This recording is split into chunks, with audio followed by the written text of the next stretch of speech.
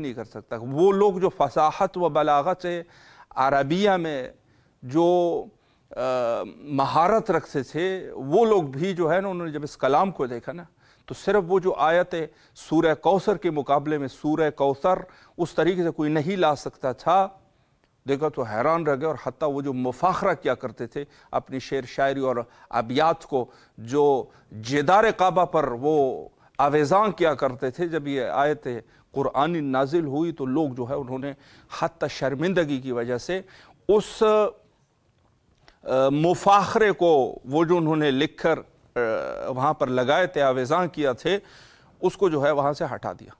फसाहत व बलागत को समझ गए कि इस तरीके से किसी बशर की, कोई बशर जो है इस तरीके से कादिर नहीं हो सकता।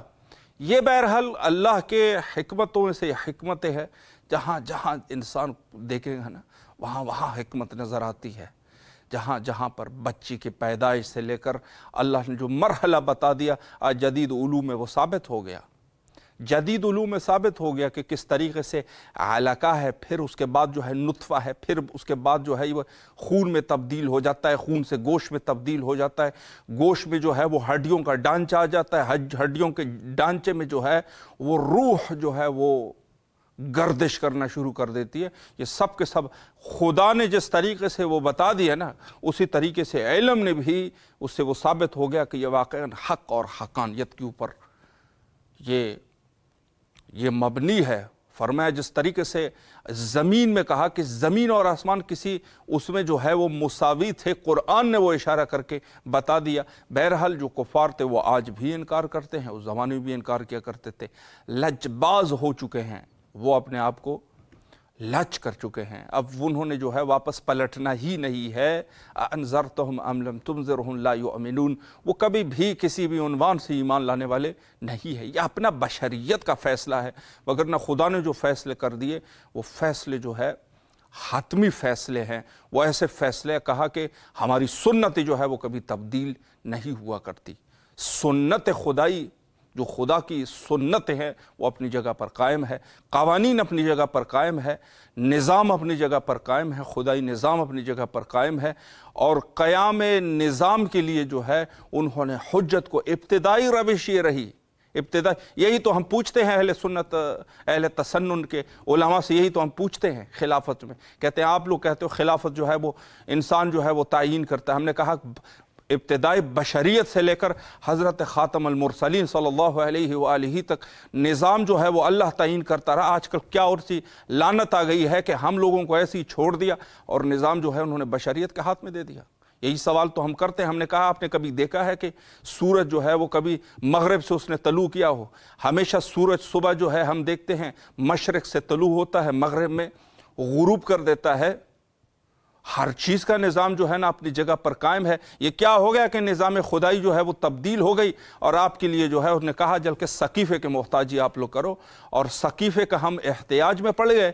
हमने जो है वहाँ से अपने लिए खलीफे को तयीन कर दिया। बाकी सब उमम साबिक़ा के लिए सब निज़ाम जो है वो अल्लाह अपने हाथ में रखा करता था। हमारी बारी आई, हमें कहा आप सकीफ़ा के मोहताज हैं। अकल कहाँ है? अकल की बात होती है ना। अब पूरा निज़ाम जो है वो इब्तिदा में अल्लाह का निज़ाम एक है और यहाँ पर आके निज़ाम जो है वो चेंज होगा। इसी एक का जवाब दे दें आप ठीक तरीके से, कोई दे सकता है? हालांकि आपके जो बुजुर्गान व अकाबिरीन अहले तसन्नुन है उन्होंने कहा कि मुनकर हो गए खिलाफत के। उन्होंने कहा अल्लाह ने किसी को खलीफा ही तयीन नहीं किया बाद रसूल अल्लाह। कहा कुरान। फिर बाद में से जो थोड़े से कशमकश के शिकार हुए, किसी ने कहा कुरान ही तो है नायब, रसूल अल्लाह का जानिशीन कुरान है। हमने कहा ये कुरान जानिशीन तो पहले भी था, क्यों नबी भी साथ हुआ करते थे, यानी एक हादी दूसरा उसका कुरान, ये निज़ाम तो पहले से रहा।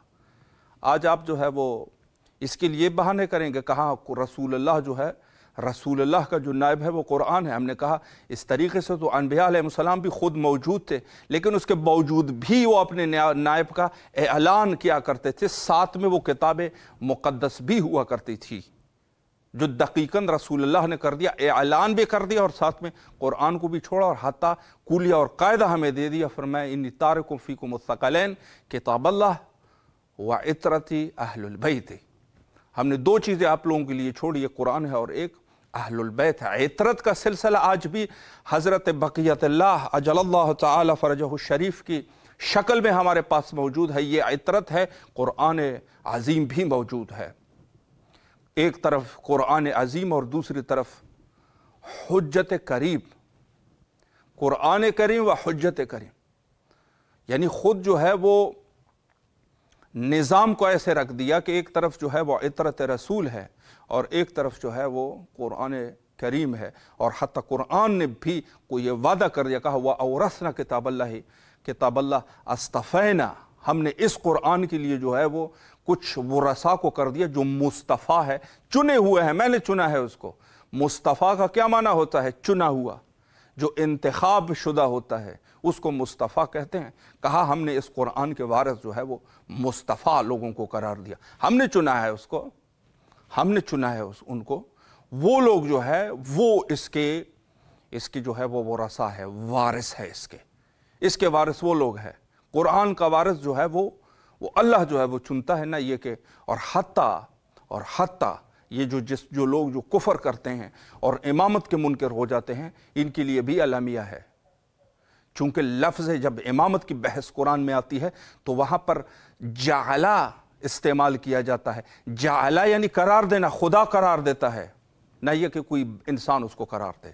ہم نے تجھے، ابراہیم کو کہا ہم نے تجھے انسانوں کا امام قرار دیا وجعلا، جعلا جو ہے وہ قرار دینا، تو یہ آپ دیکھیں قرار دیا جاتا ہے، نہ یہ۔ اور جہاں بات پھر وسیلے کی آئی وہاں پر بھی یہی تعبیر استعمال کی، فرمایا کہ وابتغوا الیہ الوسیلہ، وابتغوا یعنی آپ جو ہے وہ وسیلے کی تلاش کرو، اپنے سے وسیلہ نہ بناؤ ہمارے لیے، اپنے سے وسیلہ نہ بناؤ۔ اپنے سے وسیلہ بناؤ گے تو گمراہ ہو جاؤ گے نا، اور کیا بچے گا؟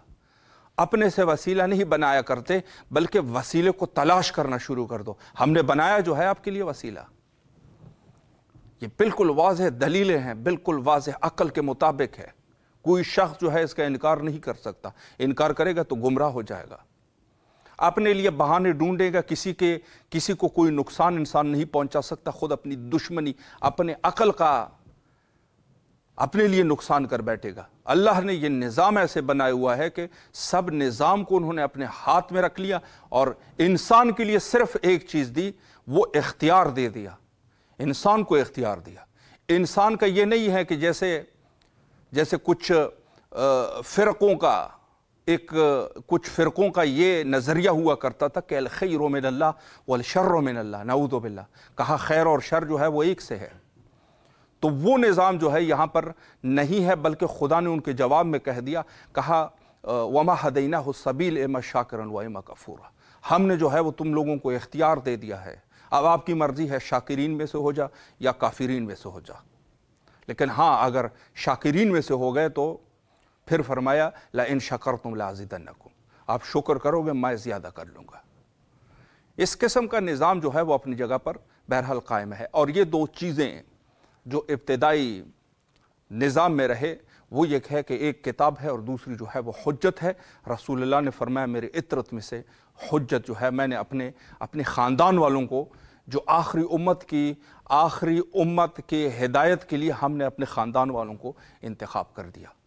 اور بے شمار لوگ جو پڑھے لکھے حضرات ہیں انہوں نے یہ کہا کہ بشریت کو نجات ہی نہیں دے سکتا کوئی شخص اما یہ کہ وہ اولاد علی میں سے نہ ہو، اولاد علی و فاطمہ میں سے ہوگا تو بشریت کی ہدایت کر سکتا ہے، اور کوئی شخص جو ہے وہ بشریت کی ہدایت نہیں کر سکتا۔ ولو اگر کوئی ایسا شخص اٹھ کے یہ کرے گا کہ جو خود بھی غاصب ہو اور اپنے بیٹے جیسا کام جو ہے وہ معاویہ ابن ابی سفیان نے کر دیا، اس نے جو ہے اپنے آپ کو خود خلیفہ تعین کیا اور پھر اولاد رسول اللہ کو چھوڑ کے اس نے یزید کو خلیفہ بنا لیا۔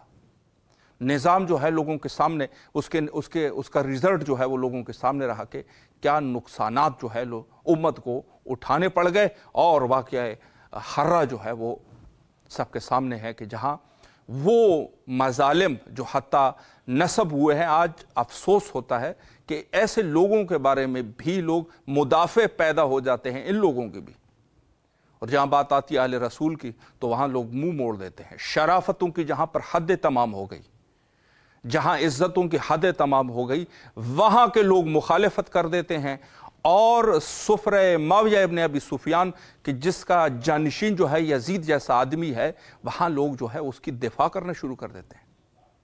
بشریت کے عقل کو یہاں پر اذا خاطب الجاہلون قالوا سلاما، یہ کیا جہالت کی انتہا نہیں ہو جائے گی کہ جہاں اس قدر انسان جو ہے وہ جہالت میں جا چکا ہے کہ حتیٰ وہاں پر جہاں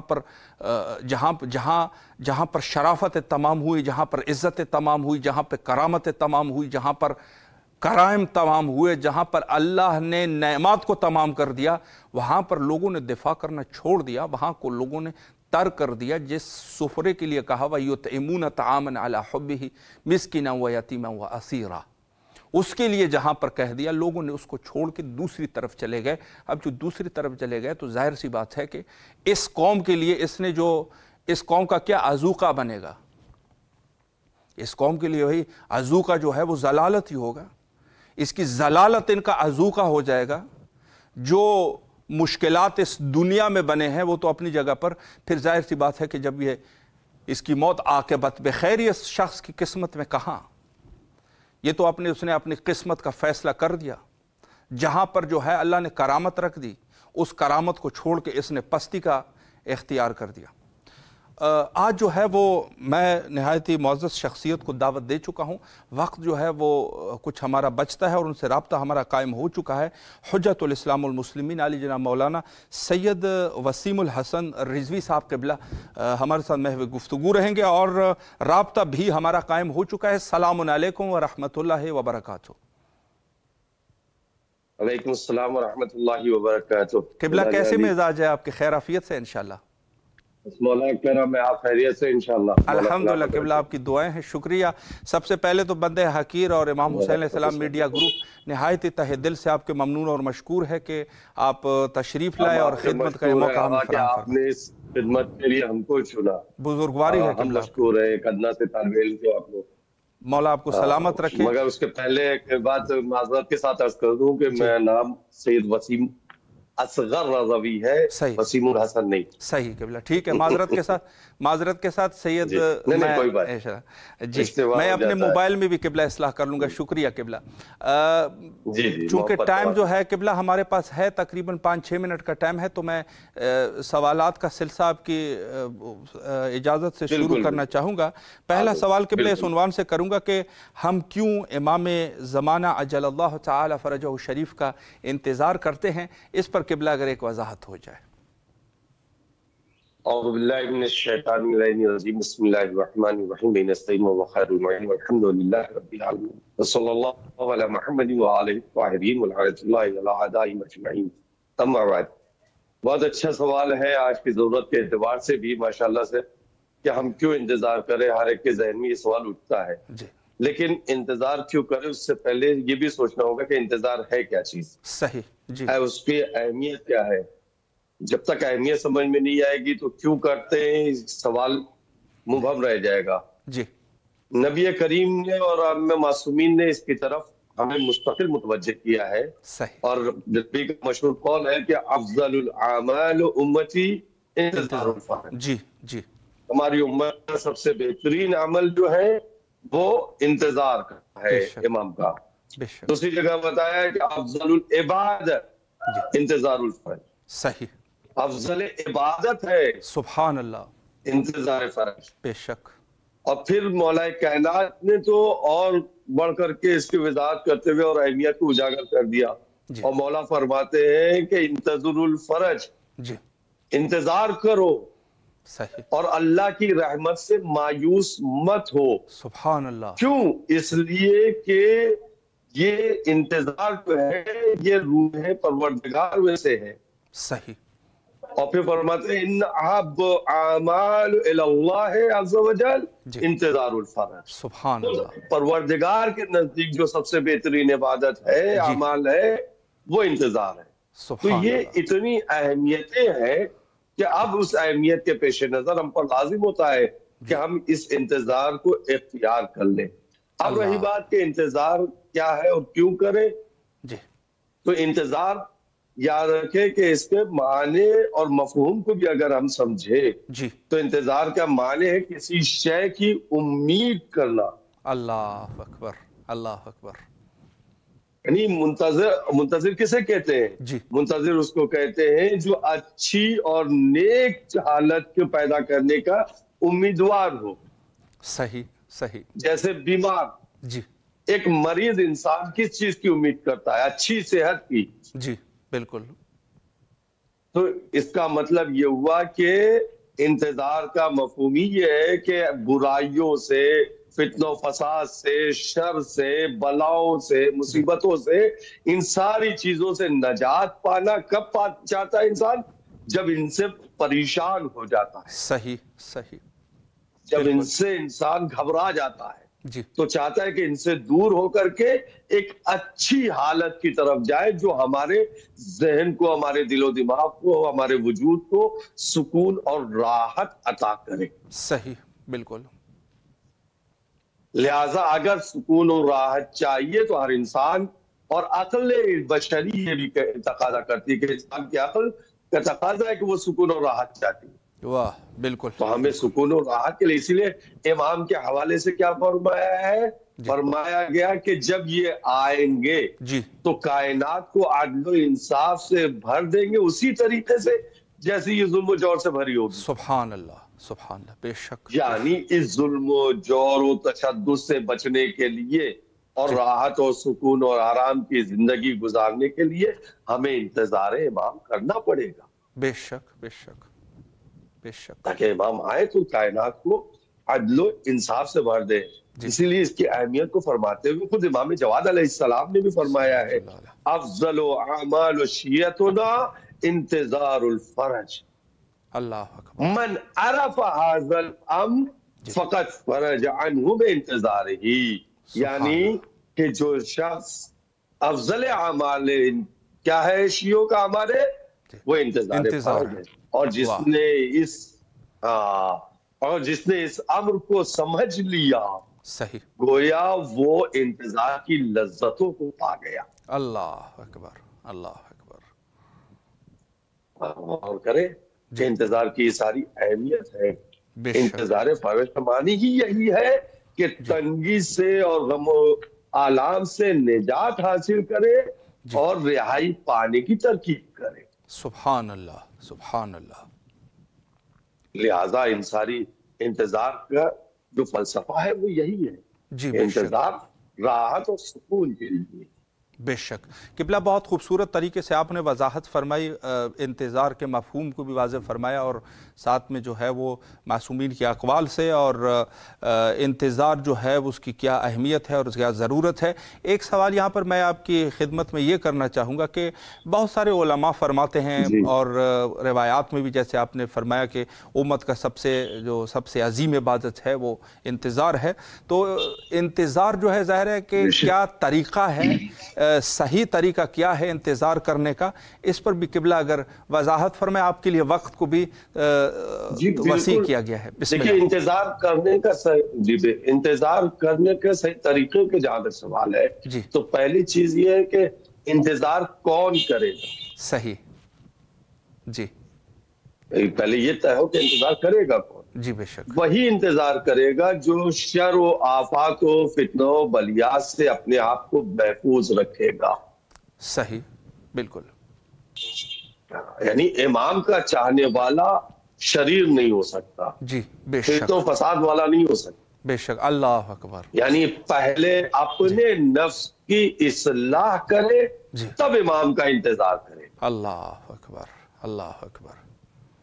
دیکھیے میں بہت آسان لفظوں میں اپنے سامعین تک ایک بات پہنچا دوں کہ ہم جس کا انتظار کر رہے ہیں وہ ہے کون. صحیح. وہ ہے کون. جی. وہ اس کے جو ہم یاد کرتے ہیں القابات سے، ان کے صفات سے، ان میں سے ایک لقب یہ بھی تو کہتے ہیں منتقم خون حسین. اللہ اکبر اللہ اکبر. بے شک بے شک. امام حسین کے خون کا انتقام لینے والا، بدلہ لینے والا. بے شک. اور پھر اس کے آمد کی ہم دعا کرتے ہیں کہ آ جائے آ جائے آ جائے. صحیح. آ گئے مولا. تو اب ہم یہ بھی ساتھ میں دعا کرتے ہیں کہ ہم کو مولا اپنے ناصروں میں شمار کر لے. جی بے شک کرتے ہیں. بے شک ہے نا. تو جب ہم امام کے ناصر بنیں گے اور یہ امام ہے کربلا کے امام کے خون کا بدلہ لینے والا. صحیح بے شک. یعنی نائب حسین ہے، فرزند حسین ہے. سبحان اللہ. ہے نا. جی. اب اس کی فوج میں شامل ہونا ہے، اس کا سپاہی بننا ہے. جی. تو کم سے کم ہمیں چاہیے کہ ہم کربلا کے ناصران امام حسین کی سیرت کو پیش نظر رکھیں اور اسے اپنے وجود میں اتارنے کی کوشش کریں. اللہ اکبر، اللہ اکبر. بے شک، بے شک. جب تک ناصران حسین کی سیرت وجود میں نہیں اتاریں گے ہم کربلا کے خون کا بدلہ امام کے ساتھ کیسے لے سکتے ہیں؟ نہیں لے سکتے. یقیناً، یقیناً. بے شک. تو اب ہماری ذمہ داری یہ ہے کہ ہم پہلے ناصران حسین کو سمجھیں، ان کی سیرت کو پڑھیں، ان کے کردار کو اپنے وجود میں اتاریں. صحیح. انتظار کا مطلب نہیں ہے کہ ہاتھ پہ ہاتھ رکھ کر ہم بیٹھ گئے اور ہاتھ میں تسبیح لے کے انتظار انتظار انتظار انتظار. اٹھو نہیں، ہم انتظار کر رہے ہیں، نہیں انتظار کر رہے ہیں. ارے یہ کس نے کہہ دیا جی کہ بیٹھ کر کے ہاتھ پہ ہاتھ رکھ کر کے بیٹھے رہنے کا نام انتظار؟ انتظار کا مطلب یہ ہے کہ ہر وہ کام کرو کہ جو کام امام کی حکومت کے لیے آسانیاں پیدا کرے.